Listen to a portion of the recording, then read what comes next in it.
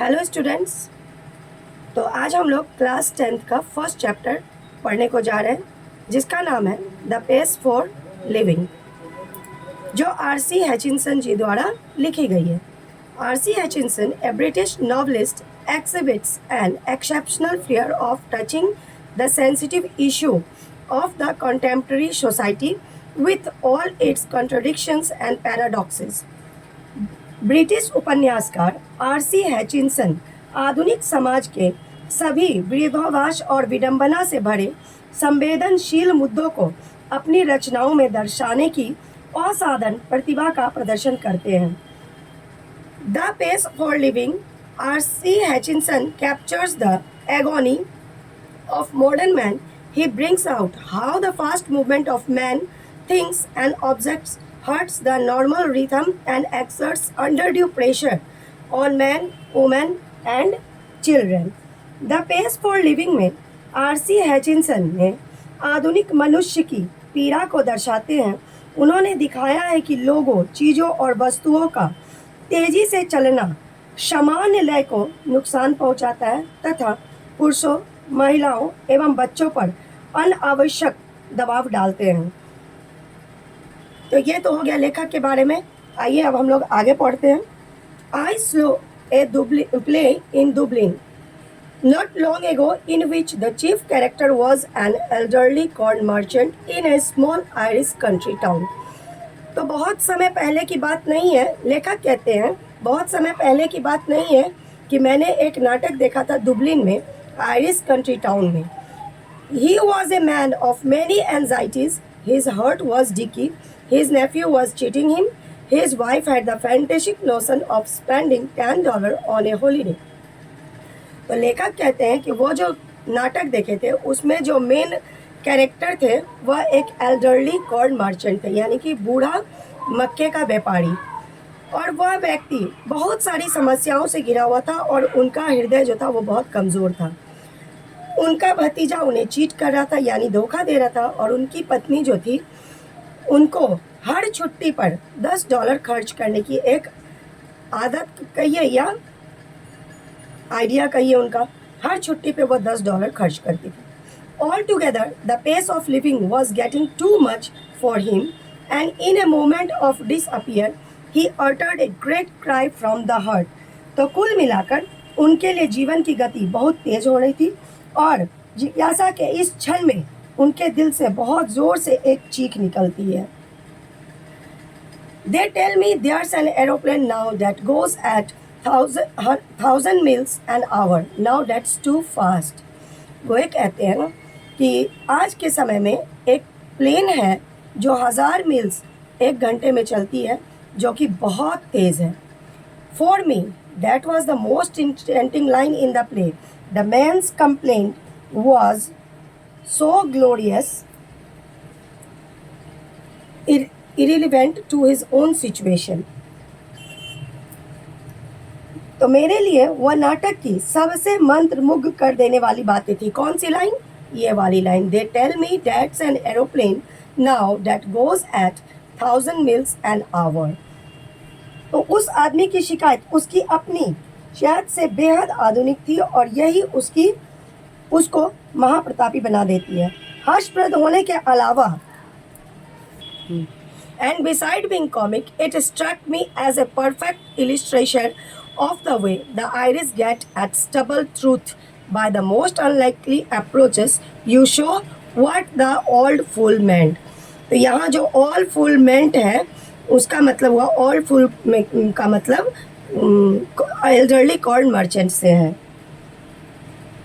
तो हर्षप्रद होने के अलावा आयरन के इस इंसान द्वारा अविश्वसनीय तरीके से सूक्ष्म सत्य को हासिल करने का उत्तम उदाहरण ने मुझे दंग कर दिया है। Now that I have any dislike of rapid movement myself, I enjoy going in a car at 90 miles an hour so long as I am driving and so long as it is not my car. I adore the machines that whirl you about at the तो लेखक कहते हैं कि ऐसा नहीं है कि मुझे तेज गति पसंद नहीं है, मैं भी इंजॉय करता हूँ यानी आनंद लेता हूँ वैसे कार की जो 90 मील्स पर आवर चलती हो, लेकिन वह कार मेरी ना हो। To dine in London and lunch in Newark next day seems to me a most satisfactory experience. मैं भी चाहता हूँ कि डाइन मैं लंदन में करूँ और लंच न्यूयॉर्क में, और दूसरे दिन यह मुझे अत्यधिक संतुष्टि प्रदान करता है। I admit it excludes all the real pressures of travel, the sort of fun you get from a country bus in Samrest or Spain, but it's give you a superficial sense of drama. It was a sort of excitement our ancestor had to do without, and we might just as well accept it gratefully. मैं मानता हूँ कि इससे Somerset हो या Spain के देश की जो बसेस मिलने वाली मज़ेदार यात्रा के काफ़ी वास्तविक सुखों का आनंद नहीं मिलता है, लेकिन वह आपको एक समान नाटक का अनुभव प्रदान करता है। जो तेज़ गति से, मान लीजिए एरोप्लेन से अगर हम लोग जाते हैं तो वह सुख प्रदान नहीं होता है जो ट्रेन से या बस से जब हम लोग जाते हैं तो वह नज़ारा को देखते हुए आनंद आता है। हमारे पूर्वजों के पास ऐसी चीज़ें नहीं थी। यहाँ हमारे समय की मानसिकता गतिविधियाँ छोटी है, जैसा कि स्वाभाविक रूप से देता है। मशीनों की गति का पालन करने के लिए मैं पूर्व धारणा के साथ बात करता हूँ, क्योंकि मैं धीमे सोचने वाला व्यक्ति हूँ। Nowhere speed becomes something unfriendly to me in where the mental activities of our time trend as they naturally do to follow the pace of the machines. तो लेखक कहते हैं कि हमारे पूर्वज के पास, एंसेस्टर्स के पास ऐसी तेज गति वाली कोई व्यवस्था नहीं थी, तो हमें उस चीज़ को ग्रेटफुली एक्सेप्ट करना चाहिए। I speak with prejudice because I belong to the tribe of slow thinkers, those who are cursed with I'm expert, the I excellent people who light on the most disadvantaging reported about for hours after the party is over. यहाँ मैं पूर्व धारणा के साथ बात करता हूँ, क्योंकि मैं धीमे सोचने वाले की जाति से हूँ जो देर से सही उत्तर को सोचने से शापित है। मैं उन लोगों में से हूँ जिसे किसी भी बुद्धिमत्ता परीक्षा में कम अंक मिलने की गारंटी है।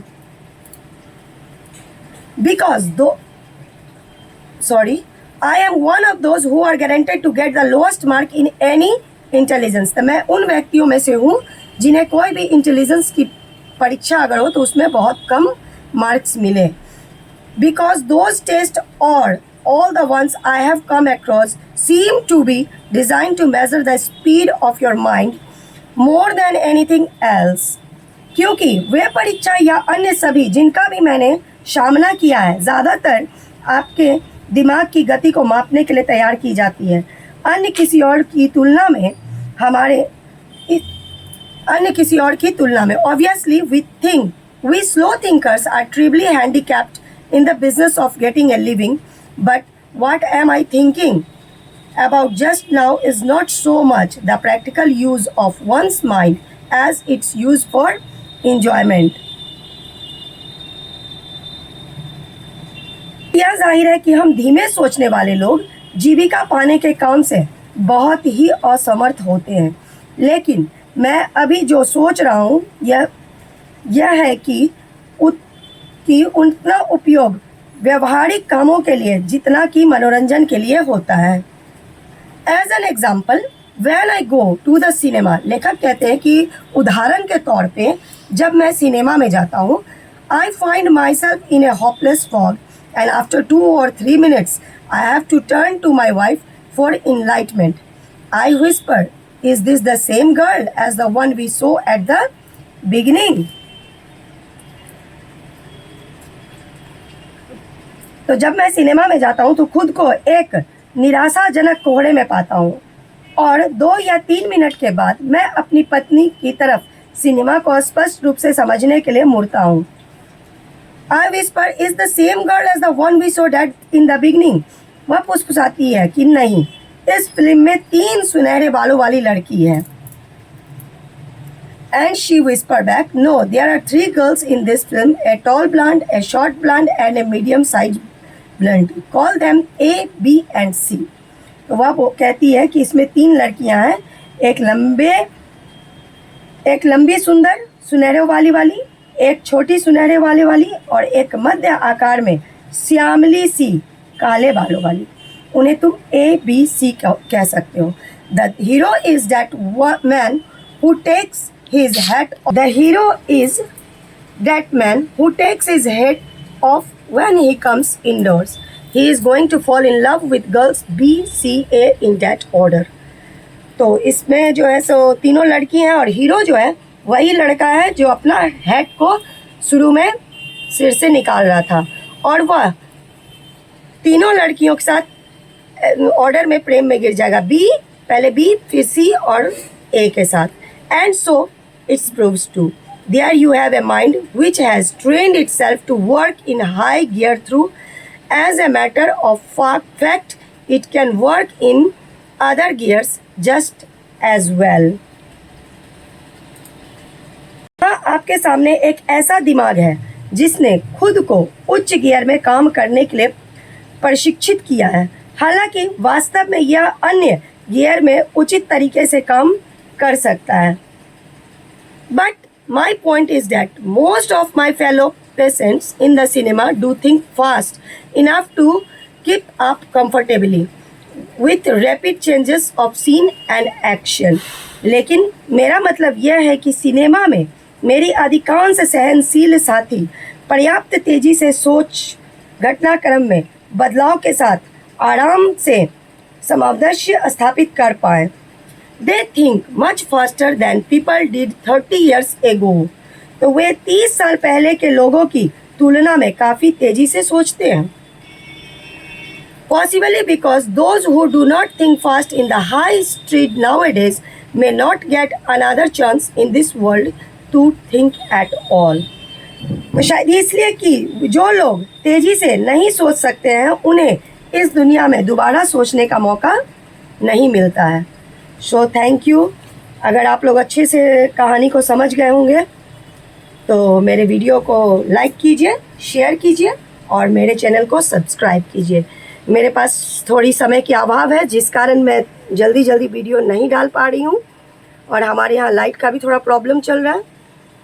इसी वजह से प्रयास करूँगी कि जल्दी से जल्दी आप लोगों को और वीडियोज़ मैं डाल दूँ. एग्ज़ाम से पहले सारा वीडियोज़ 10th का क्लियर कर दूँ.